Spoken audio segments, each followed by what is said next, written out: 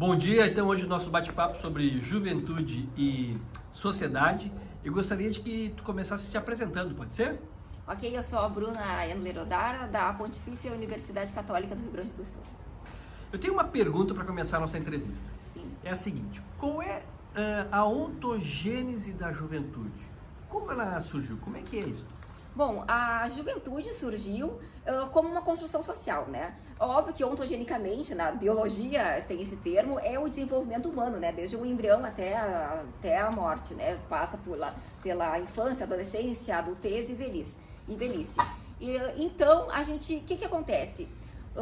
Socialmente, a juventude é uma construção social, assim como todas as outras fases da vida, né? A velhice, tudo isso foi chamado, foi nomeado, assim, teve uma nomenclatura, adolescência, juventude, né? Muito influenciado pelo latim, que tudo, né? A raiz da palavra, enfim. Mas o acontecimento, o que é uma juventude, é muito subjetivo, a gente não tem como medir ou tocar. Né? Isso é uma representação social. A gente tem o Pedrinho Guareschi, que foi um professor da PUC também, que ele fala sobre as representações sociais num artigo, e ele fala justamente isso, que é uma coisa muito subjetiva. Elas existem, mas não existem. Elas moldam e influenciam as sociedades, mas elas não podem ser medidas, tocadas, né? Isso são representações sociais. Existe uma dicotomia sempre entre o individual e o subjetivo e o social. Né, existem pessoas e culturas e que são modificáveis pelas essas representações sociais. Então, os jovens começaram iguais aos adultos. A gente tinha uma criança que se vestia igual, de terninho e gravata, que nem o pai. O adolescente também se vestia de terninho e gravata, que nem o pai. E as meninas usavam um vestidinho igual da mãe. O que mudava só era o tamanho, de tamanho mini para tamanho adulto. Né? E isso foi mudando com o passar do tempo. A gente vê que lá pelos anos 70, os jovens já começaram a se soltar e se emancipar e mostrar quem eles eram, mostrando suas identidades. Né? Então, essas coisas foram mudando, e lá pelos anos 80, mais ou menos, é quando teve aquele boom da juventude. A gente vê aqueles jovens super descolados, camisa rasgada, meia calça fosforescente, brincos grandes, cabelo super pose, era aquele jeitão super cheio de personalidade, cheio de estilo, né? E culmina hoje, né, que os jovens têm eles têm a sua personalidade, eles têm seu jeito, seu modo, seu estilo de ser, né, bem diferente daquilo que existia antigamente, que os jovens praticamente não existiam, né, eles eram uma cópia miniatura dos seus pais, dos adultos.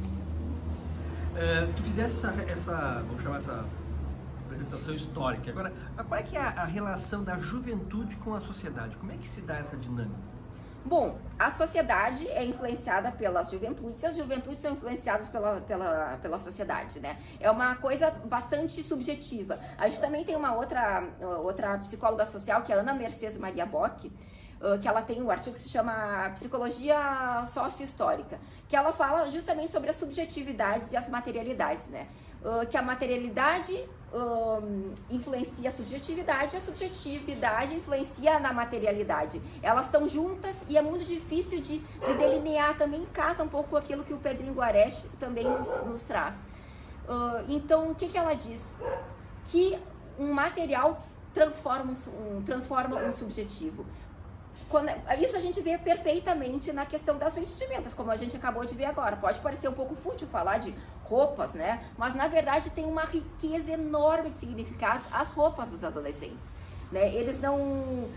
o jeito que se vestiam antigamente, o jeito que se vestiam hoje, mostram a grande transformação social que aconteceu com eles. Eles eram ninguém e agora eles são alguém, eles têm sua identidade. Né? Então, essa questão do materialismo transforma tudo que a gente tem na sociedade hoje. A gente não pode jogar fora tudo que a gente pode ver, tocar, medir, perceber, relatar. Tudo isso faz muita influência na sociedade. Por isso que a pergunta, acredito que tenha sido bem respondida. A sociedade influencia nas juventudes e as juventudes influenciam nas sociedades. E como é que tu vês a sociedade transformando e interferindo na juventude? Como é que tu vê essa dinâmica? Olha, isso foi acontecendo com o passar do tempo, né? Como a gente já disse, teve um momento que os jovens eram a cópia dos pais, né? Ou seja, eles não tinham a sua individualidade, a sua identidade, eles tinham que copiar os adultos, ou seja, a sociedade influenciava as juventudes. Hoje em dia é o contrário, as juventudes que influenciam os adultos, né? O resto de toda a sociedade praticamente.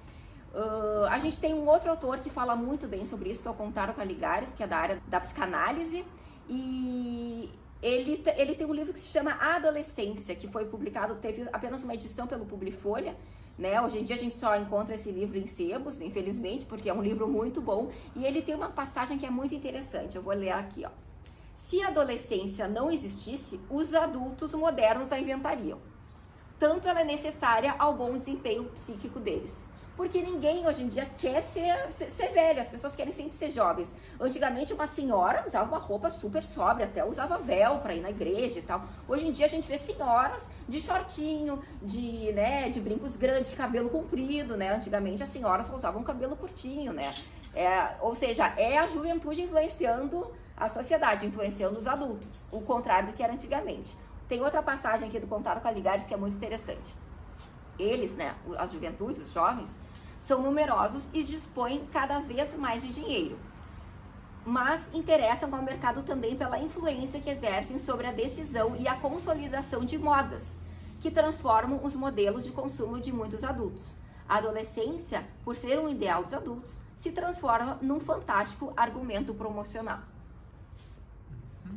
E nesse mundo complexo de hoje, que sugestão tu daria, ou que mensagem tu daria para um jovem nos dias de hoje?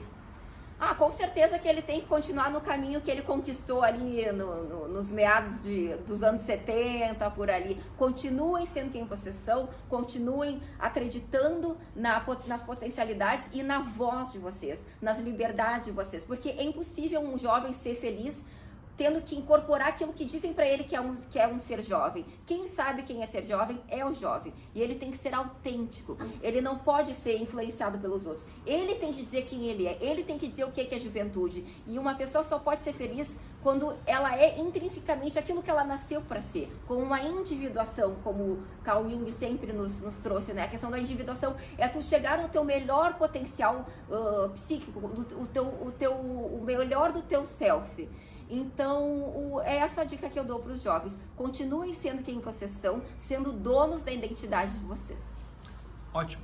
Muito obrigado e até a próxima. Muito obrigada.